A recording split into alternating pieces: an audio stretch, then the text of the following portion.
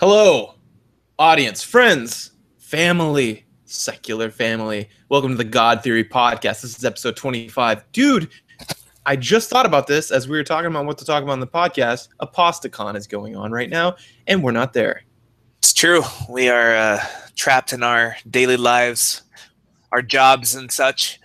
Struggle is real. Yeah. Oh, by the way, have you ever heard of something called Dub Smash? No. Dub Smash. Yeah, I don't. Here's the thing. We're at that weird age that, like, I don't know if we're supposed to be doing some things like hashtags, for example. Are we too old for that? I think we are. I think it's okay as long as we're being ironic. Okay. So irony. There's in like Snapchat, for example. Are we too old for that? I think we are. I think we're too old for Snapchat. All right, I'm uninstalling that. No, yeah, you gotta uninstall that. No. I mean, because all I have is my family on there, and you just send weird random shit. But then I'm like, why don't you just send regular pictures? It's because it doesn't take up phone size. Okay, wait. Maybe that's it. Maybe it's discriminatory function there. Is that if you're doing it to save phone space, maybe Snapchat's not for you. Maybe you're too old for it. If that's like the benefit. No. Yeah. Here's my thing. Here's how I know I'm too old for Snapchat. This girl I was dating, she's younger. She's in her 20s. And so she's in that prime Snapchat demographic. And she would just send me random Snapchats of like, oh, look at this fun cappuccino I'm drinking. Like whatever fun thing she's doing. Like that's how she uses Snapchat. Is she'll send me a picture of something cool that's happening to her. And I'll get the picture. But then you have to respond. And I'm not doing anything interesting. That's why I'm not sending any Snapchats out. So I'm like, yeah, here's my office at work where I'm working. Like, it's just like, how do you respond to Snapchat? Like, here's some papers I'm grading. Also, what slice of my life. Dude, it's all about interesting. Like, Snapchat's for you, but if like you're not doing anything interesting most of the time, it leaves you in an awkward position. So, well, by that logic, then all teenagers are super interesting because they're using that shit like crazy. They think they are. Well, yeah, exactly. I think that's the trick is that so Amy gave me this challenge where she was on Snapchat with her sister. And so she was like, dude, you got to do this. And I'm like, I don't ever take selfies. I don't give a fuck about pictures. I mean, I even give her crap whenever she takes pictures. I'm like, really, Amy, let's live in the moment and not take pictures of it because I'm douchey like that. Right. But she was like, no, you're really funny. And she's trying to get you on there too. She was like, you guys are really funny. You need to you got to think of funny ways to use it. So now it's almost like a challenge that I need to think of a funny way to use it. So like, for example, Amy sent me a Snapchat yesterday. She was out with Vanessa on a little, cocktails, girls' night kind of thing. Sure. And she sent me this picture, and it's of them. It was a video. It was of them drinking some drink, and they're in some cool looking balcony. It was really, rad looking. And I was like, well, fuck, man, I'm all alone. So I just sent her a Snapchat back of me, and I was holding Gambit, my corgi. And I was like, I just looked at him, and you can't tell it was on the video. It's just my face, and I'm like, "You're so funny." And I looked over at him, and his face was like, because I was holding him, he was like, he was terrified. His ears were back. And then I turned back, and I was like, "But seriously, you have to stay all night." And then I said that. So it becomes these like, a challenge to try to think of a funny way to do it. Another time, I took a picture of just the forever alone guy, which is kind of like just sending a picture, but you do it through Snapchat. Anyway. Dub Smash. It's this other thing. It's really stupid. And so I was like, I'm not doing this. I'm not doing this Dub Smash thing. And Amy's like, oh, come on. Because like her little sister got her into it. But it's essentially like it plays audio. And then you take it. This is not related to the episode, by the way. This is just banter. No. but it takes audio. And then you do the video of your face, right? And so, for example, like, some of mine, it'll be like famous lines or it'll be like, I don't know, like songs, and then you just do that. So like, anyway, I did one of for example, you know what? I'll just I'm gonna play it, David. I'm the kind of guy that will play a Dub Smash on a podcast. You're welcome. Here goes. You ready for this? Can you see it? You can't see it. All of us at home can see it. Okay, everyone who's tuning in, which apparently is a huge part of our audience, not a huge part of our audience, but there's a lot of people who watch this. Like our other podcast gets like 4 views. Maybe, on YouTube. And we have, tons of listeners on the podcast. On this one, we have a good deal of listeners, but we also have a lot of people who watch it. So you know what? I'm going to show this fucking video, David. Laugh all you want. Here goes. You ready? This is me. Wait, hold on. I got to redo this. You ready? Yeah, go for it. I'm so confused. Here goes. You ready? See, it's my corgi. And that's it. So you send like little funny videos. I don't know what I'm talking about this, David. Okay. Because I was trying to figure out if I'm too old for that. You might be. I think I am. I think anytime you're putting your pets into it, you might be a little too old. That's what it is. Okay. All right, I'm gonna uninstall that. Just kidding. So today is gonna be a potpourri episode, right? Yes, because we cannot stay on topic. Wait, potpourri. Speaking of not being on topic, do you know the origins of that word? No. Me neither. Okay, we're gonna leave that to the audience. I thought you were going to tell me. I was excited. No, I'm in a zany mood because of our last podcast. We also did this. It's the Game Theory podcast, and we just did this. That was the most random episode, David. But it comes from the French word pot and pourri. Pourri means rotten, and pot is a pot, so it means a rotten pot. So in other words, a stew made of different kinds of meat. What? Okay, the French are weird. Anyway, yeah, the other podcast, we just went all over the place. So for here, though, we're going to be talking about a few different things. Yeah. One of which is the namesake, Christian terrorism. Yes. Terrorism. Dude, to start this out, obviously there's the Kim Davis tie-in. But there's also, have you been following this this nonsense with Sam Harris? No. How do you feel about Sam Harris? I'm generally in favor of him. He tends to step on a lot of people's toes, but I never really feel offended by the things he says. I really enjoyed him taking Ben Affleck to task. Yeah, and again, like we talked about, like I said again, that's that douchey thing I said not to say, but that like I said on the other podcast, it's almost like perception, is going to color that reality, because a lot of people are like, dude, watch Ben Affleck totally wipe the floor with Sam Harris, and they send out the video, and that's how they all talk. You know how they talk, right? The internet, those internet people. Yeah, he just talked about, one of his things is about terrorism and about how we can racial profiling. So this is one of these hot topic issues. Is it okay to racially profile someone for national security's sake?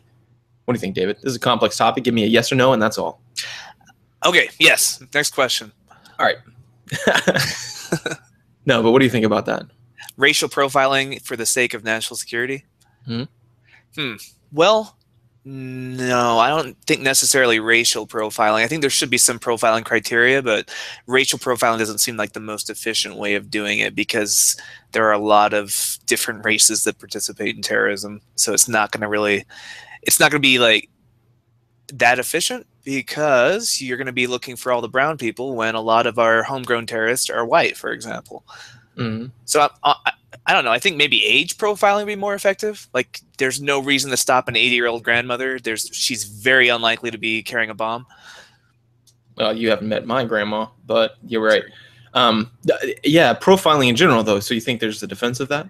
I think there is some defensive profiling. Like, you only have X number of resources, and you're going to want to go with the demographics that are statistically most likely to be a danger. So, like, terrorists, they tend to be what, like in their 20s? Like, that tends to be the male in their 20s. That tends to be like the majority of them. Maybe early 30s. Like, you don't see a lot of really old terrorists or child terrorists. So I think you can actually get a good return on investment by focusing on the ages that are most likely to be terrorists. But when it comes to, or gender profiling, you're going to have a lot more male terrorists than female terrorists. So yeah, are there female terrorists? Probably, but if you have a limited number of resources, you'll probably get a bigger bang for your buck by searching males at the airport, for example. Wow. Phrasing, bang for your buck, David. Really, that's a little insensitive. Sorry, a little more sex for your buck. Thank you for that. Yeah, well, but then are you okay with being part of one of those, not minority being male, but one of those demographics? Yeah. Yeah, sure, I'm okay with that.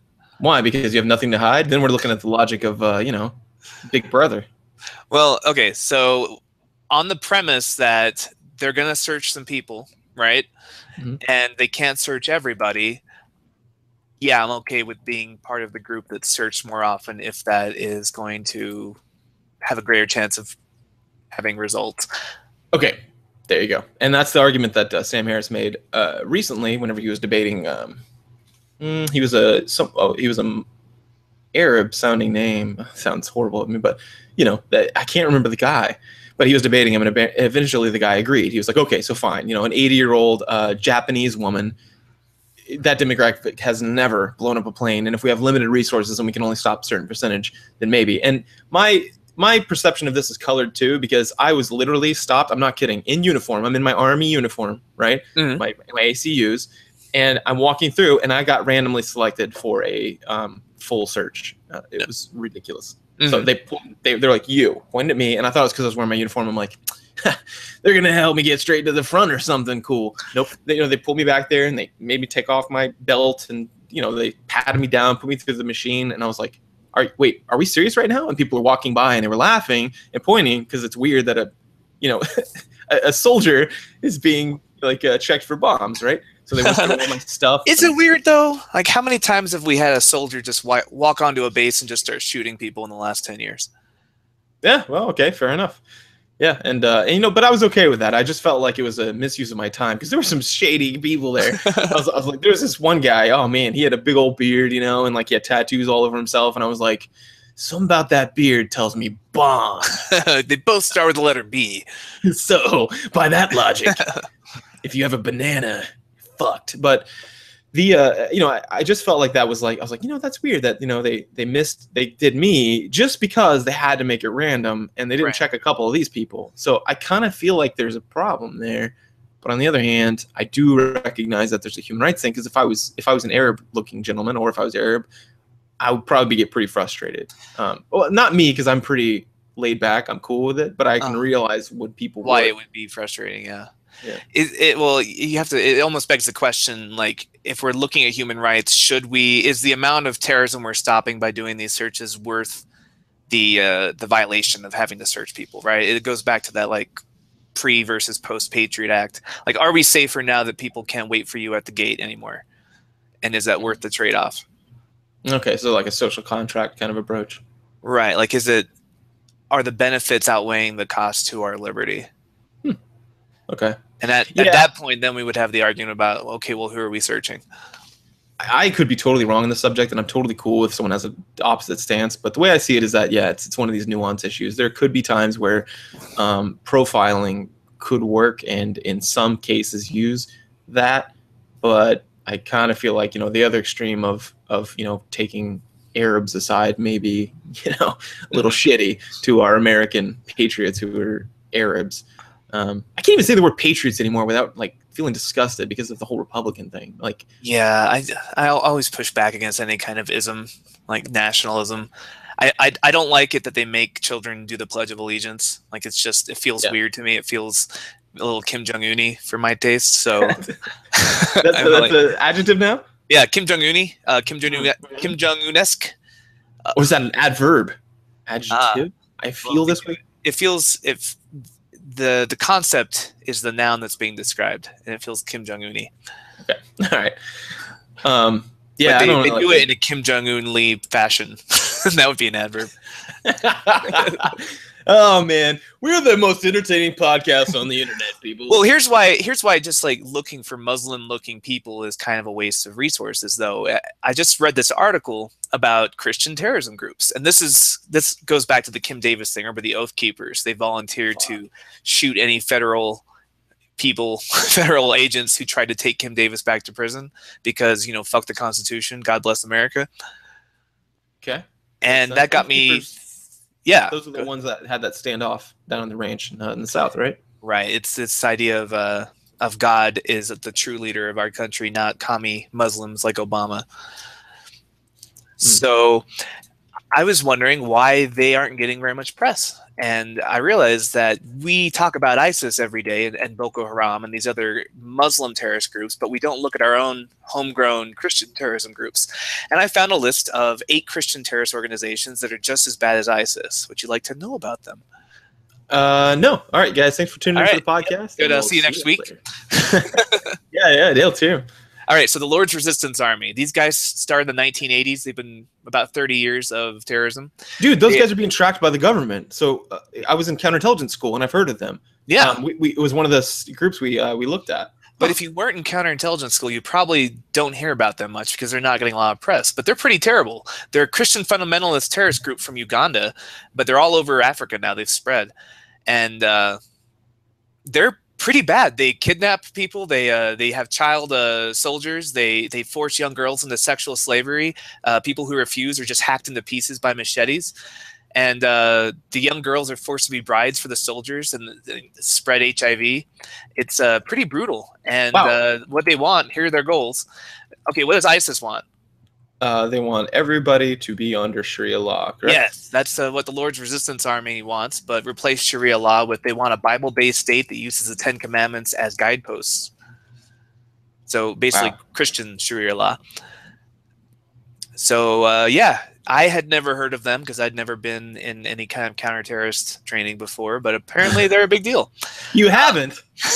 What is our friendship based upon, David? I was lying. I wanted to fit in. I was like, I'm going to CI school, and you're like, me too. I'm playing Counter-Strike. Counter-terrorist win. I'm like, yeah, you're winning, David, in the background. I say as I'm in my bunk, CI school. The next group, the Ku Klux Klan. I have heard of them, having grown up in Arkansas, where they're headquartered nearby our hometown. These guys started in the 1860s. They've been about 150 years of terrorism. You know who these guys are. They dress up like Civil War ghosts, but when they're not cosplaying as dead Civil War reenactors, they are burning crosses and lynching people. They are a far right-wing Protestant organization, and they hate Catholics. So they actually target Catholics and Jews in the past, not just racial minorities. And some people even draw a comparison between them and Al Qaeda just because they've been so violent. There is a radio show. So you know how I'm obsessed with, like, I mean, my research interest is mass murder suicides and what feeds into that. There it is. White Pride Radio, White Pride Radio, KKKradio.com. I have this weird fascination with extremists and weird things like that. So I've actually, and I hate saying this, but I've listened to that before. One time for like 5 minutes because I was curious about what kind of things they would possibly put on the radio. They are actually, there's a lot of stuff they say. I expected it just to be like, spewing vitriol the entire time, but it wasn't. It's just like, it's like your grandpa's racism, where they're just racist as fuck, and it just seamlessly falls into everything. They're just like, how's your day? Oh, pretty good. And it's not like, fuck the Jews. Instead, it was like, oh, pretty good. The good Lord, bless me with nothing but white folk today. And I'm like, that's racist. It's kind of racist to say. Yeah. But then they just go on, like, just having casual conversation is like super racist. It's funny, like, in the way that it permeates so many things of them, that they have this idea that race is so incredibly important. But anyway, I just wanted to bring that up. I don't know why I wanted to bring up the fact that I've listened to White Pride Radio before. Nice. Good. Those are the people. It makes you more. Yeah. It came to my attention because they were the guys who paid for that billboard. Did you see that billboard about in Harrison? Yes. I think we might have talked about it on the show. Yeah. And I was like, who the fuck? And it said White Pride Radio. And I was like, who the fuck is White Pride Radio? There's a radio for you people? And yeah, they got a whole... Wait, what do you mean, you people? yeah. In-group, out-group. But I think that's okay with the KKK. So the next group you probably haven't heard of before. But okay, so take India, right? This is the world's largest democracy. It's bigger than Europe and more culturally diverse than Europe. Like, it's got every kind of thing possible. It's not just a monolithic country. Now, it's got some secessionists, some people who just don't want to be part of India, and one of them is called the National Liberation Front of Tripura. And according to their manifesto, they want to expand the kingdom of God and Christ in Tripura, and they want to do it at the point of gun. So they've threatened people celebrating Hindu festivals. They're actually backed by a Baptist church that's selling them weapons. And they've orchestrated at least 2 massacres. They've used rape as a tool of intimidation. And they just want to spread Christian faith, quote, by the sword. Metaphorically, but by the gun, more literally. What the fuck? So they are a huge terrorist group in India that we probably have never heard of because we don't cover foreign terrorist groups if they're Christian. But these guys are kind of psychos.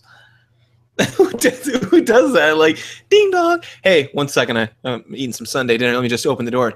Hey, what's going on? Hi, we're with the Indian Liberation Front or whatever. Oh, that's great. Here's a pamphlet. Oh, that's I've got my own church. I will rape the shit out of you. Right. Well, you say he does that, but I've heard of Islamic terrorist groups that do that. They go door to door and they ask you about the Quran, and if you can't answer it, they shoot you. And I was like, those Islamic terrorists, they're so crazy. But no, there's Christian groups doing that too. Like, it's just, it turns out that fundamentalists, any kind of religion, like even fundamentalist Buddhists, are insane. They kill you a lot. There's a lot of killing involved.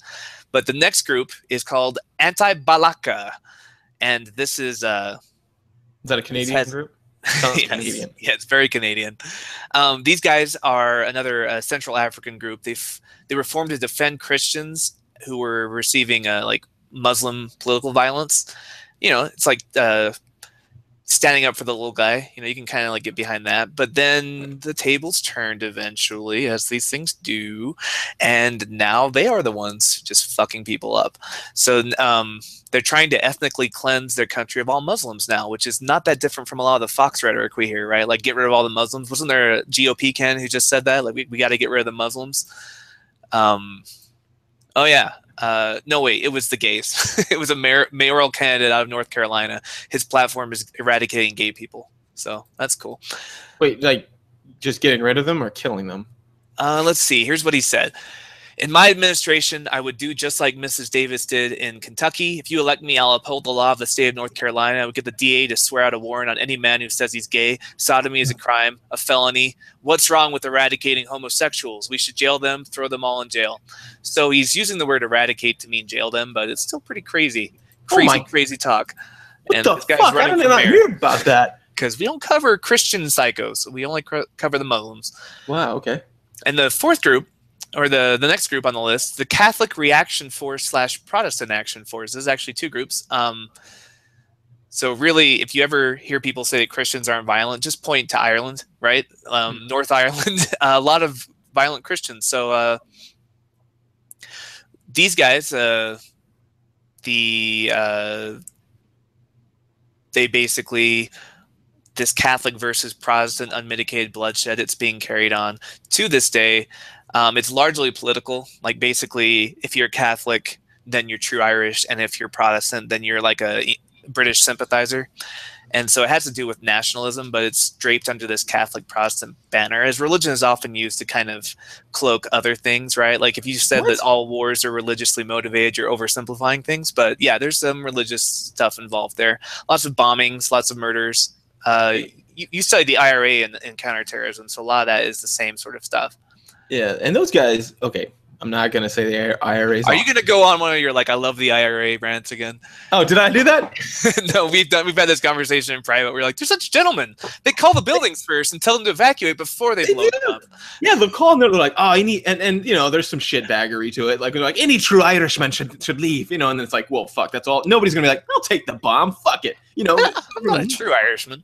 They've had a lot of bombings, and of the people that are not their targets, like civilians that are not part of the conflict, they've had remarkably few. You know, we looked at the numbers, and it's just funny because I didn't know that. All I hear about is IRA bombs and stuff, and you know, I'm not gonna like fillet the Irish too much. Fillet, is that the correct? What is my deal with words today? Fillet, fellatio? That is the correct word. It's not one you hear very often, so I can understand why you're not used to using it.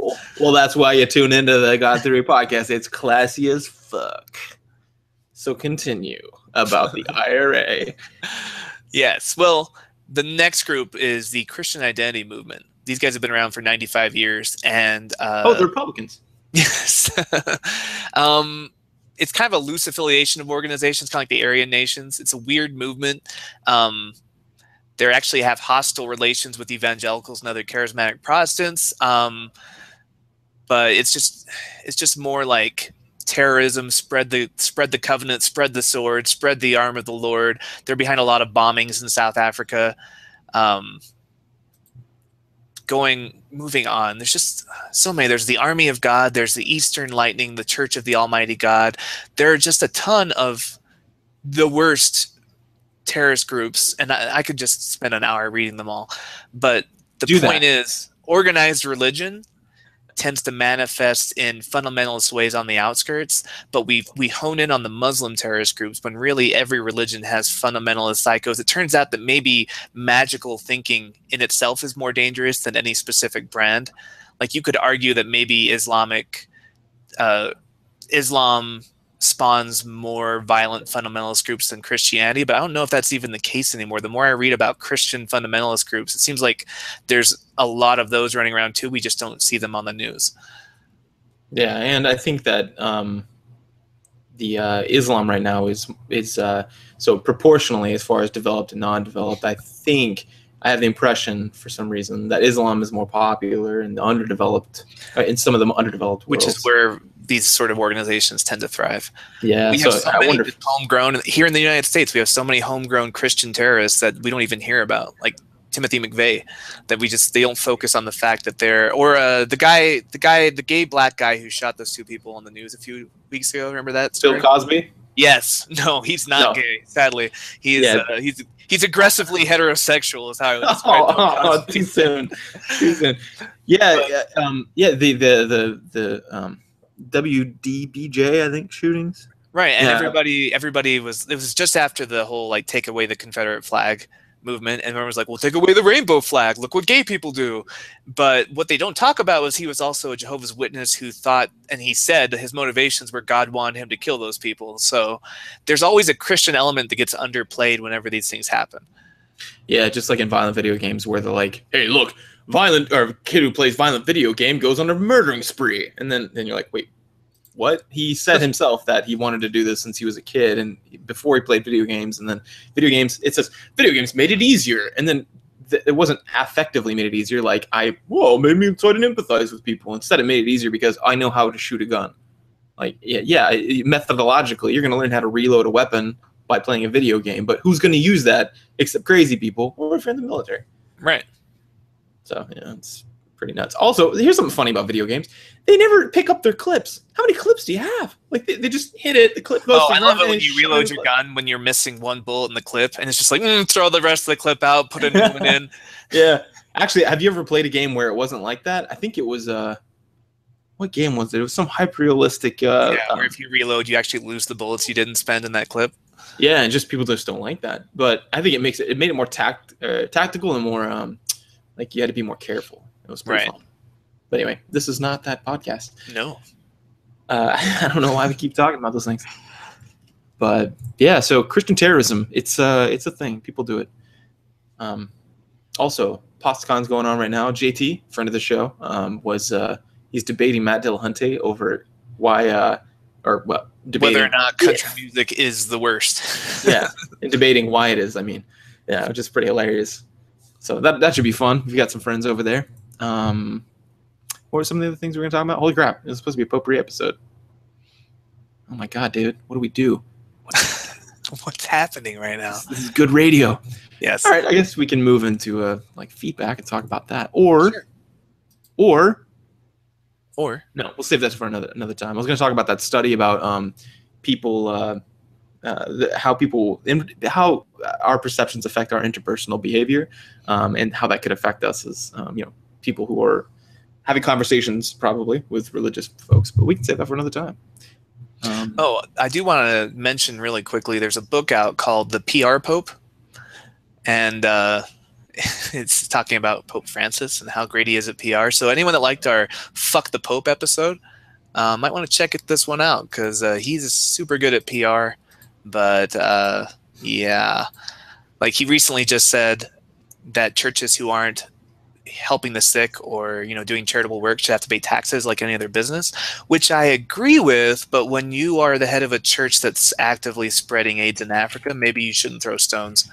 Yeah, I think there's a scripture about that. Maybe there's something about beams and moats, but yeah. So PR Pope, check it out on Amazon. Yeah. I remember the other one was porn addiction. Yes. So this has been something going around actually for a while. I had a friend who, part of our secular community, who posted something about porn addiction, and he said, "Hey, we all know the signs," and it was in good faith, but I was like, "Wait, that's psychology," and No. There's a huge industry about this, right? Like overcoming your porn addiction. There's that group called Fight the New Drug, which is, I believe, started by Mormons, of course. But it's about, the new drug that's facing society right now is pornography. And it's just as insidious and addictive as cocaine or heroin. So we what do you haven't talked think about porn addiction as an almost psychologist? Almost psychologist. That's your official title. I'm not a licensed almost psychologist. I'm just a psychologist. Well, addiction is something that I have looked into a lot, obviously, and that I've researched because of the fact that people say video games are addicting. Addicting is what? It's like a witch hunt, right? Right. We like to throw this word out there to scare people. Instead of saying I engage in this behavior a lot, once you say I'm addicted, then people are like, whoa, we need to help you, right? Like addiction. Okay, so there's some debate about the word addiction in general. Like we define it different ways, but the most like well researched and the one that anyone who's in the field talks about it is whenever you have something that you do to a detriment and that there's a physical withdrawal when you stop. That's the big one, the physical withdrawal, and then to the point of harm. And because running could be that if it's because you have physical withdrawal, your muscles atrophy, and you may have some behavioral or some affective symptoms like sadness. You're like, oh, man, I'm not running. I feel like a piece of shit or whatever. But you're not having, but it's not to the point of a detriment, right? But you can sort of be quote unquote addicted. But we like to draw. There's no hard line, is all I'm saying. But we like to draw a hard line and say that like things that are not harmful for you, for example, you can't be addicted to, which is a silly, arbitrary mention of that. But yeah, the physical withdrawal is the hard part, or the part, and it has to be dysfunctional. So deviant, dysfunctional, and detrimental. Wow, deviant, dysfunctional, detrimental is dysfunctional. I can't remember the third one. Wow, that's not good for radio. Anyway, well, you're an almost psychologist. Yeah, not quite there, and it's kind of it's irrelevant. The point I'm making, the point in the overall point of addiction, and so addiction. Now, here's the funny thing about behaviors that are like sex. Drugs and rock and roll. Right. Drop the mic. We're done. So for sex in general, it would be very weird if you believe in the whole evolution thing, right? Which I assume all of us do. Jury's still out on that. Yeah. There's okay. Scientists on both sides. Yeah, and climate warming. Climate it's a good point.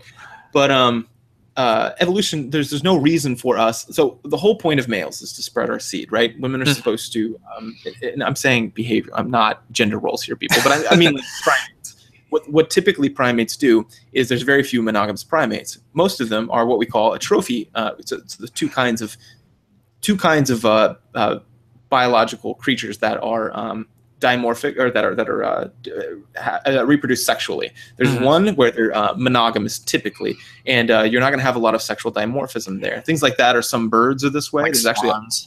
there actually is a primate that is this way as well. It's I can't remember the name of the monkey, the technical name, but they're adorable. You can look them up. They like hold hands in trees and little tails wrapped around each other. It's goddamn adorable. It's like they're I think they're close to the gibbon family. That helps narrow your search. But anyway, they're actually monogamous. But here's the thing: you can't tell the difference by looking at the male and the female until you grab them and look at their penis or their vagina. As you do. Yeah, just look how adorable they are. Let me see your genitals. But most of us are this trophy species, and trophy is kind of a funny way to talk about it, or an informal way to talk about it. But essentially, it's this: males compete for females' the reproductive rights. And the way we do that is through feats of strength. So, deer are a good example of this. We're very sexually dimorphic. You can tell the doe from a buck pretty easily once they hit maturity. Right. And then, they champion, and this happens with primates too. We have this thing called displacement that we use rather than, because we're not so violent. We've actually evolved to the point where, violence is actually bad for the species. Right. You get like a bite will get infected and that's going to kill you. So you want to avoid actual physical confrontation if you can. Yeah, and it's actually bad for. Let's say I'm not gonna say that. That's douchey. Let's say you're the most prime, like alpha male in the pack, right? And and if you bite me in an altercation because I'm a beta and I'm the beta male and I'm like, oh man, I think I got this. I think I got this alpha male thing. I want to mate with this group of females.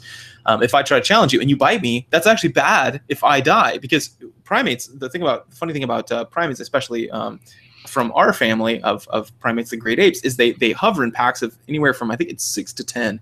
Mhm. And because of that, each person is valuable, and there's a small division of labor. And that's why, like, the gay gene, for example, is doing just fine. And people are like, well, gay would have been out of the species by now. Not true, because it's actually helpful to have that.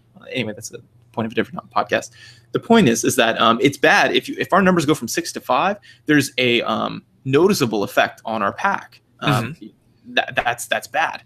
And so you don't want to kill me either. You just want to show me what's up. So we as primates do this thing called displacement, which means when we walk, and we see this in human behavior too. This is crazy. Just keep an eye out for this. This is awesome. Right. And what we do is we get out of the way. Like if an important person comes through, if the president comes through and you're walking across from him, who's going to move? Right. It's that game of chicken where you're trying to see who's going to be the person to step out of the way of the other person.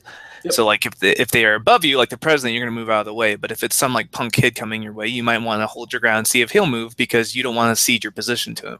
Mm-hmm. Yep. And this takes behaviorally, we do this a few different ways. One of which is moving out of someone's way. Another one is eye contact. Another one is laughing. So in primates, I'm a little bit off on a tangent, but I'll just finish this thought.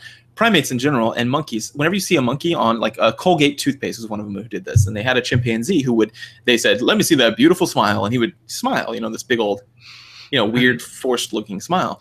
It's because smiling in any animal is not smiling from joy. It's from when they're afraid. So what they would do is, behaviorally, what you do is you make an animal manifest a certain behavior, and then you reinforce that behavior. So to get these primates to do this, or this chimpanzee in this example, is they scare them. They make them nervous, and when they're nervous, they bare their teeth. They bare their teeth, but what are their eyes doing? They're not angry, like for a brow. Their eyes are wide open, they're doing this, and they're backing up typically, and they have a whole different way of doing this. And the funny thing is, I've had this theory for a while, and this isn't something I've learned, so I'm not sure, but that humans do the same thing. And there was a study that came out that showed that whenever people took people's social hierarchy, the people who were laughing were lower on the social hierarchy and had less. This has to do with social research about, like, whenever you take a node, which is someone with a lot of different friends, and that people ask them for advice or look up to them, or they consider them close friends. Those are people we consider higher in the social hierarchy. They were higher. The people who were laughing were typically lower, and they looked up to the other person. So I do think, like, CEOs rarely laugh, and their subordinates laugh very often. So I have it's a way of showing, like, that you're submissive to them, because you're like, ha ha ha, good joke, boss. Yeah, exactly. Like you get that from 30 Rock, where was this John Hamm? Is John Hamm, is that his name? Yeah, the guy from Mad Men. Mad Men, yeah, he was on there, and he was so incredibly good looking that he thought he was hilarious, and he thought he was a great doctor, right? Because he had that halo effect. But anyway, so we're off on a little bit of a tangent. How are we coming back? Don't remember what were we talking about. We were talking about. You were talking. Oh, porn addiction. Oh, and addictive behaviors. Yes. Wow, David. Wow, we've got a problem. We've got a problem. So it's probably a medication for this. Oh, okay. So because we're this trophy species, right? Sex. The frequency of sex is going to be highly evolutionary helpful if you're this alpha male. So, and everyone has a potential to be an alpha male in this situation. And I hate using that term because I know a lot of douchebags use that, like, I'm alpha as fuck. But let's just peacocking. Let me fly. The other guys, hilarious show, by the way. Okay, so everybody has the potential to be that alpha male, and so so there'll be this high frequency of sexual reproduction, of sexual behavior. Mm-hmm. Sometimes, if you even come into contact with another pack and you combine for a while, you could have sex like crazy, right? Mm-hmm. If you're this one monkey. So there's no reason, theoretically or evolutionarily, that we would have any kind of repercussions for engaging in sexual behavior multiple times. So the idea that it's addicting is stupid. Like, because you'll get yourself fucked as a primate. No, you won't get yourself fucked as a primate if you press too far into, like, something. Let's say you're a beta or the Charlie or whatever one male that you are, and you've had saw Jurassic World. I know all the names. Okay, I haven't seen it yet. I'm a blue. Oh, they name all the raptors based off of their position in the pack. Oh, okay. But if you're one of those and you try to take more than your requisite amount, then you're fucked. And so, well, you're not fucked. You're punched and kicked. Yeah, and you're in trouble. Yeah, and you would get beaten down. So I think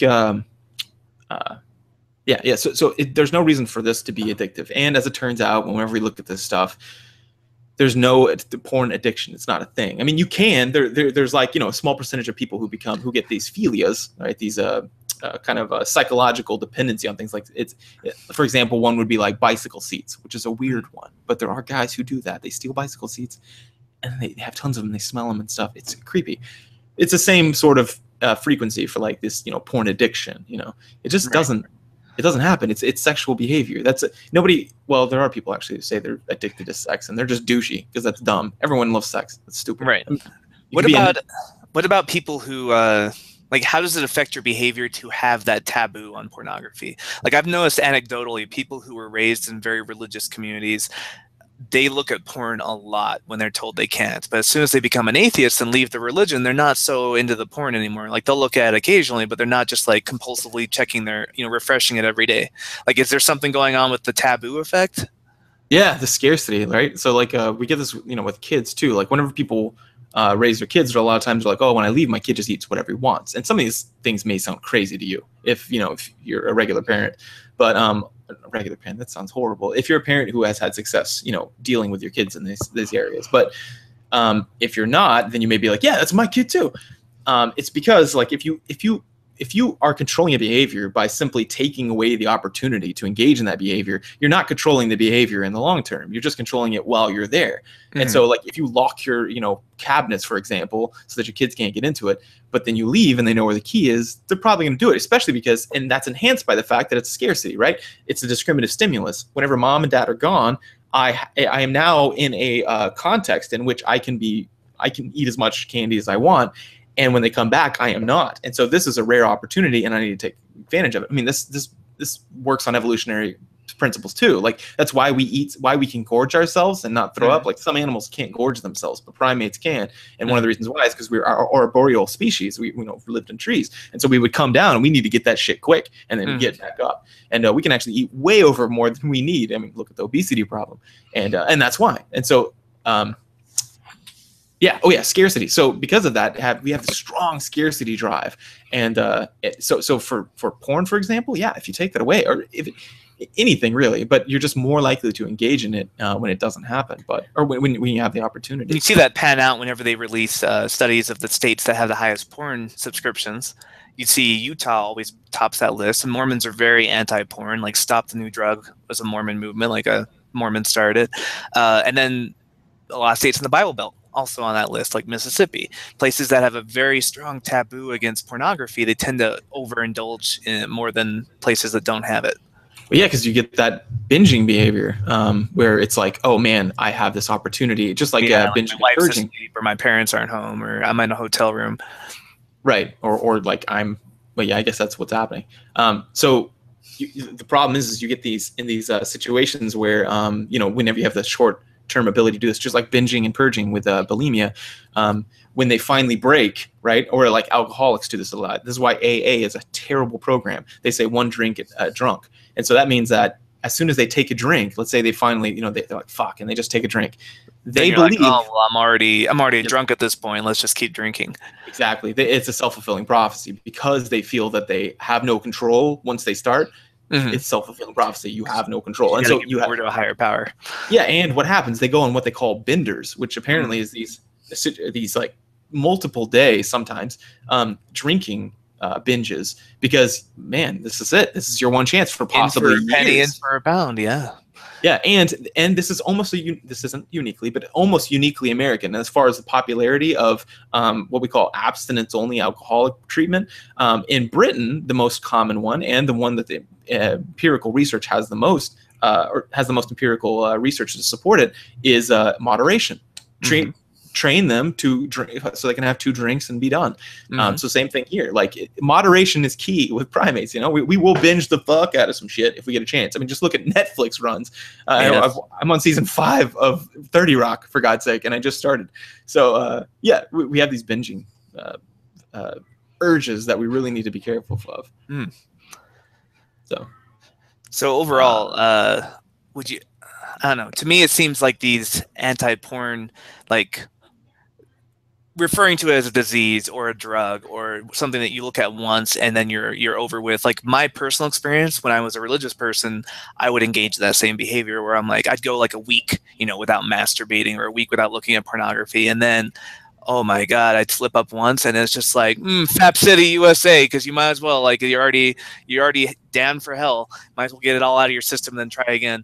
And so this like binging behavior, it was made worse by the idea that pornography was this like damning bridge of no return kind of thing. Like it soils your soul forever. You're a dirty, dirty piece of cloth or something. And so it seems like this kind of creation of a taboo is just going to make the problem worse. Like if they're not addicted to pornography, they become to the point where it becomes a dysfunctional behavior because it's that scarcity principle. Whereas people in secular families or secular households, it's like, oh yeah, me and my girlfriend watched a porno and then we had sex and went to bed and there's no negative repercussions. Yeah, there's a lot of precedents for this. You get like, for example, the alcoholic toxicity. I can't remember the exact condition, but it's something like alcoholic toxicity, or essentially people going to the hospital because they have drinking too much alcohol. Is skyrocketed in America, where we have a 21-year-old window. And guess what age it is that's going to the hospital? It's 15 to 21. I believe it's 15. Might have been 14 or 16. But the point is, it's this area where a lot of other people are fine. And in places like Germany, was it Germany? Damn, I read this paper like 2 or 3 years ago. Or actually 5 years ago. Shit, I was almost an undergrad. And it was talking about these a couple of the countries that don't do this and they don't have these rates. And, there could be a lot of different reasons for this, but, some of it is to teach them they are only taught in one way to treat alcohol. And it's, you have one with dinner, maybe you have some on a good time, but you never go crazy and you never feel that you need to. Whereas you get these people going to frat houses and suddenly, people are buying them beer and, they're getting crazy and they're also becoming functional alcoholics, sometimes dysfunctional alcoholics. So, there's a lot of precedences for, why this is a bad idea. On top of that, I don't know if someone linked the study to me. Where was this? Was this in the Facebook page? Someone showed that someone studied what the label being a porn addict had on people, and people who engaged in the behavior of looking at pornography at the same rate. The people who were not labeling themselves as porn addict were fine, essentially, psychologically. And those that labeled themselves and endorsed that, yes, I'm a porn addict, even though it was at the same rate as the other people, they had more problems with depression and anxiety. And it was significant. They've already replicated this once, and then the author of the study is doing so there's some labeling theory going into this too, where you, like, the idea of having that label changes your perception of the behavior. Yeah, or I don't know about that. I mean, because the label isn't driving their behavior in this scenario. It might be, but this study doesn't show that. It's just showing that, like, the negative repercussions of calling it a maladaptive behavior when it's not. Or maybe it is, but if it is, the people who don't believe it. I use this kind of thing in therapy a lot, where I'm like, okay, yes or no, it doesn't matter. The point is are you going to be that person? Because, like, I'm a failure, and I'm like, okay, and legitimately sometimes the clients are, they're bad. They're in a bad position. But I'm like, okay, whether you are or you're not, how is that helpful for you moving forward? If you call yourself a failure, how are you going to approach your next opportunity? You're not going to take it, or you're going to self-sabotage. Now, if you say, no, I'm not, this is a new chapter of my life, and then give yourself some, feel-good rhetoric, how are you going to behave then? Oh, and so it's the same thing here. It's like, whether you are or not, having a problem with controlling your, viewing pornography condition, how's that going to help you? Right. It seems like religious groups will learn just enough psychology to be dangerous and then just go off on a religiously motivated psychological crusade. Like, remember the anti-gay, like the gay conversion therapy that used to be big in the 70s, where they just attach diodes to your genitals and shock you every time you got a boner looking at gay porn? Like, they just have the bare bones basics of behaviorism, and then they just go off in a horrible direction with it, where it's almost worse than not knowing anything at all. So religiously motivated science tends to end poorly. Yeah. Okay. Actually, I got a text. I guess we gotta take off soon.